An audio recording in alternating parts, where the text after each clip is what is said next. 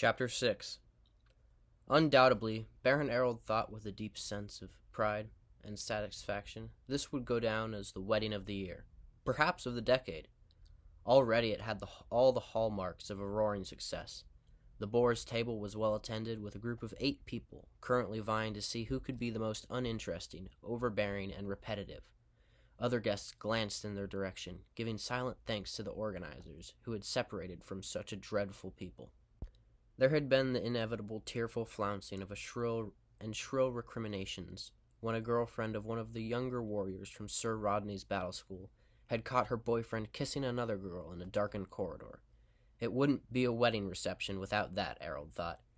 He sighed with contentment as he surveyed the colorful scene in Redmont's dining hall, where brightly dressed couples sat at tables while Master Chubb's minions hurried through the room, delivering a bewildering variety of delicious foods. Roasted meats and fowls, platters of steaming vegetables, spiced specialties of the kitchen, amazing and fantastic creations in pastry so light that it seemed to explode into a featherlight of fragments at the first taste. And, he thought, with immense satisfaction, there were puddings and fruit yet to come. The ceremonial side of the day had gone off perfectly, he thought, thanks in no small measure to his own performance as celibate. He felt that his rich and carrying tones, as he recited the marriage formula to the happy couple, had added just the right touch of gravitas to the proceedings. As one would expect from a seasoned orator like himself, he had lightened the mood with a particular witty sally about the secret passion that had burned between Halt and Lady Pauline for these past 20 years, a passion apparently unremarked by anyone save himself. The joke was based around a rather clever play on words in which he referred to Pauline's unsucceeding affection for the often absent ranger as love without halt. He had paused after the joke to allow the audience a few moments to laugh. The fact that nobody did was a mild disappointment. Perhaps, he thought, his humor was too subtle for the masses. Pauline, of course, had been a stunningly beautiful bride. The woman's poise and taste were unsurpassed in the kingdom. When she appeared at the bottom of the aisle in Redmont's audience hall, attended by young Alice and Jenny, there had been a mass intake of breath from those assembled, a muted "ah" that ran around the room. Her gown was white, of course, a clever, formal variation of the elegant courier's uniform she usually wore. Simplicity, he thought. That was the key for good fashion. He glanced down at his own purple velvet doublet, decorated in bright blue and gold, diamond-shaped lozenges, highlighted by silver embroidery that had a moment of doubt that perhaps it was just a shade too busy. Then he dismissed the thought. The bulkier male figure could stand a little extra embellishment, he decided. But Pauline had really been stunning. With her gray blonde hair swept up on her head and a simple gold necklace at her throat, she had glided down the central aisle like a veritable goddess. Her attendants were suitably alluring as well. Alice, equally tall and elegant, wore a variation of her mentor's gown, but in pale blue. Her blonde hair was down, falling naturally to her shoulders. Young Jenny, the second bridesmaid, couldn't compete with the other two for height and elegance, but she had her own charm. Small, with a rounded figure and wide, friendly grin, she seemed to bounce down the aisle while the others glided. Jenny brought a natural sense of exuberance and fun to any proceedings, Errol thought. Her yellow gown reflected her sunny disposition and approach to life. As for the groom's party, Crowley had really come up trumps. Naturally, everyone had been wondering what Halt would wear. After all, nobody could remember seeing him in anything else than the muted greens and browns and grays of a ranger's cloak. Discussion reached fever pitch when it was heard that, a few days before the wedding, he had actually visited Redmont's barber for a haircut and a beard trim.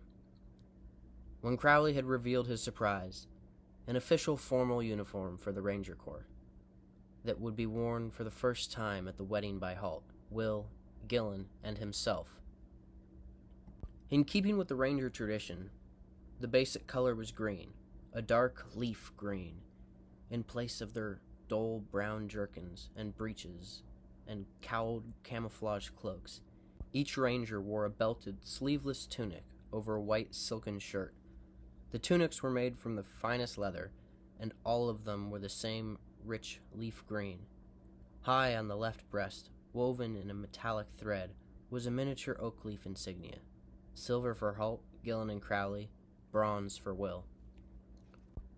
Dark green breeches and brown knee-high boots in soft leather added to the effect, while the broad belt that gathered the tunic at the waist supported an ornate version of the Ranger's standard-issue double scabbard.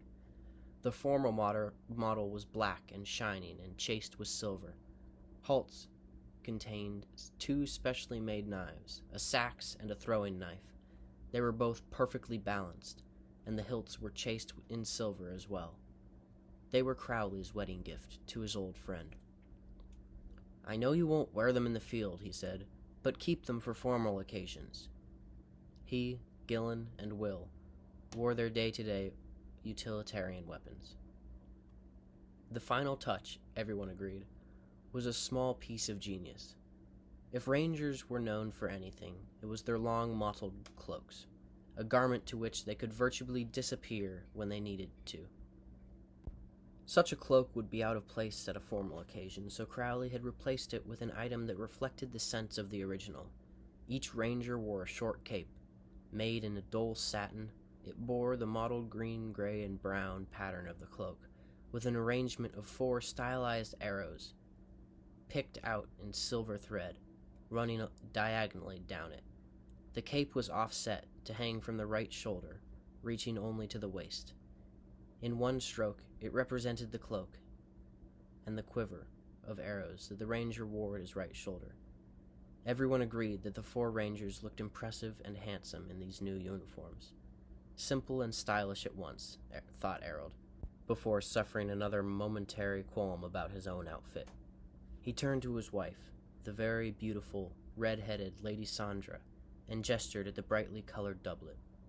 "My dear," he said, "do you think I'm a bit too much in this, do you?" "Too much, darling," she repeated, trying to hide a smile. He made a doubtful little gesture. "You know, too colorful, overstated, coming the peacock, as it were." "Do you feel overstated, my lord?" she asked. "Well, no. But perhaps you're the Baron of Redmont, after all," she said, now managing a completely straight face. He looked down at himself, considering carefully. Then, reassured, he nodded his thanks to her. "No, of course not. You're right, my dear, as ever. My position deserves to be a bit more pomp and more showy, I suppose. No, you're right. I'm perfectly fine. Just the right tone, in fact." This time, Lady Sandra had to turn away, finding something urgent to say to the person sitting to her opposite side. Harold, reassured now that he hadn't committed a fashion gaffe, went back to his musing over the events so far. After the official ceremony, the guests had proceeded from the audience hall into the dining hall and taken their seats. Tables had been placed carefully, regarded to rank. The wedding party was seated centrally on the dais, of course. Harold, Lady Sandra, Sir Rodney, and the rest of Redmont officials were to their left at another table. The king, as patron sponsor of the event, occupied a third table along with the Princess Cassandra and his entourage.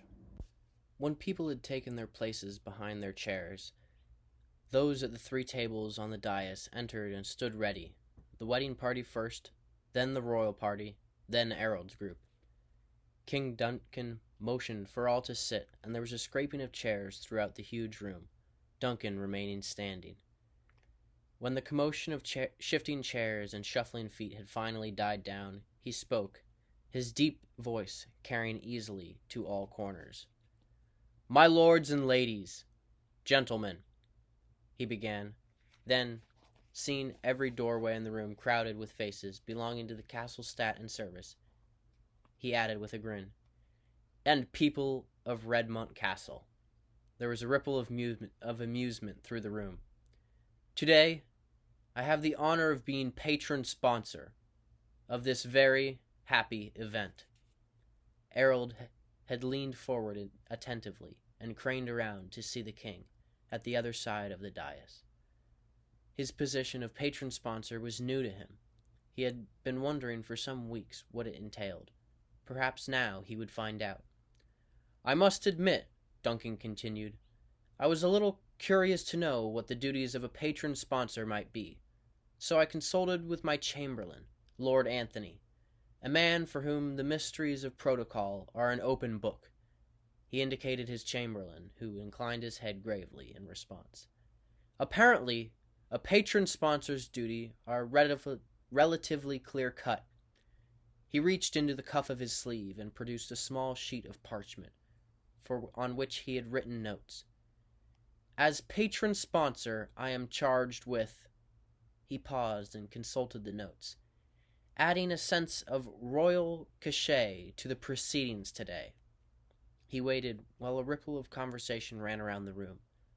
Nobody was quite sure what adding a sense of royal cachet really meant, but everyone agreed it sounded impressive indeed.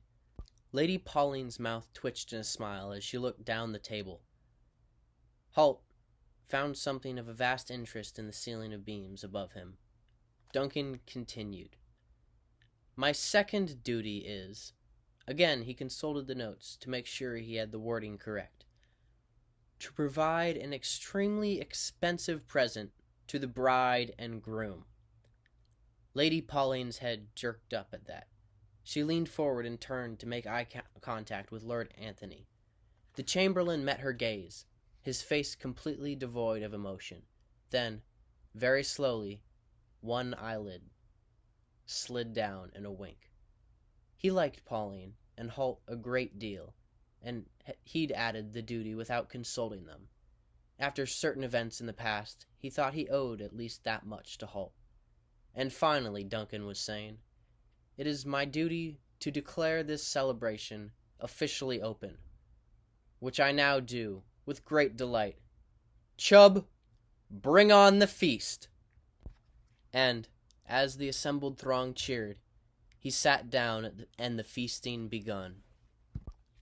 I liked your speech, Alice said to Will as the puddings were cleared away. He shrugged. I hope it was all right, he said. As the best man, he had proposed the toast to Holt and Lady Pauline. It was a mark of his growing maturity, Alice thought, that he had been convinced to speak from the heart, of his deep affection to his friend and teacher. As a member of the diplomatic service, she was a trained speaker herself, and she admired the way he hadn't shied away from voicing his true feelings, yet avoided cheap sentimentality. She'd glanced once at Holt during the speech, and saw the grim-faced ranger furtively wiping his eye with a napkin. It was a lot better than all right, she assured him. Then, as she saw him starting to grin, she jogged him with her elbow. What? I was just thinking, I can't wait to see Holt in the bridal dance with Pauline. He's not known for his fancy stepping. He should be quite a sight to behold. A total tumblefoot. Is that right? She said dryly. And how do you think you'll manage it? Me? He said in surprise. I won't be dancing. It's the bridal dance. The bride and groom dance alone. For one circuit of the room, she told him, after which they are joined by the best man and the first bridesmaid, then by the groomsman and the second bridesmaid. Will reacted as if he'd been stung. He leaned forward to speak across Jenny to his left, to Gillen. Gil, did you know we have to dance? He asked. Gillen nodded enthusiastically. Oh, yes, indeed. Jenny and I have been practicing for the past 3 days. Haven't we, Jen? Jen looked up at him adoringly and nodded. Jenny was in love. Gillen was tall, dashing, good-looking, charming, and very amusing. Plus, he was cloaked in the mystery and romance that came with being a ranger. Jenny had only ever known one ranger, and that had been the grim-faced, gray-bearded Holt. Well, there was Will, of course, but he was an old friend and held no sense of mystery for her. But Gillen, he was beautiful, she thought. and he was hers for the rest of the reception, she promised herself. Will felt a sense of panic as he heard the orchestra playing opening bars of Together Forever, the traditional bridal dance. Holt and Pauline rose from their seats, and people stood up and applauded, craning to watch, as he led her down the stairs of the dais to the main room floor, where a space had been cleared for dancing. "Well, I'm not dancing," Will said through gritted teeth. "I don't know how." "Oh, yes, you are," Alice told him, "and let's hope you're a fast learner." He glanced over her now and saw no prospect of an escape. "Well, at least I won't be the only one. Holt will be terrible, too." But what nobody in the assembly knew was that for the past 10 days, Holt had been taking dance lessons from Lady Sandra. He had always been well-balanced, coordinated, and light on his feet, and had taken just a few hours for the Baron's wife, an expert herself, to turn him into a consummate dancer. Now, he and Pauline glided around the room as if they were born to dance together. There was a gasp of surprise from the crowd, then an enthusiastic roar of applause. Will felt Alice's surprisingly firm grip on his forearm as she stood and brought him to his feet beside her. "Let's go, Tumblefoot," she said. There was no escape, Will knew. He proceeded down the stairs, giving her his arm as she descended. Then he faced her uncertainly. "Arm there," she said. "Other arm, idiot. Now hand here. Okay, ready? We're going to start with your left foot. 1, 2... What the devil is he doing here?" She was looking over his shoulder toward the main entrance of the hall. There was a commotion that had broken out. There was a huge, unkept figure standing just inside the door, arguing with the servants posted there, who were trying to restrain him. His fleece jacket and horned helmet marked him as a Scandian. Heads had turned toward the noise, and, already, Horace was heading down the aisle to take charge. But after a few paces, he stopped in surprise, recognizing the man at the same time Will did. "It's Svengal," Will said.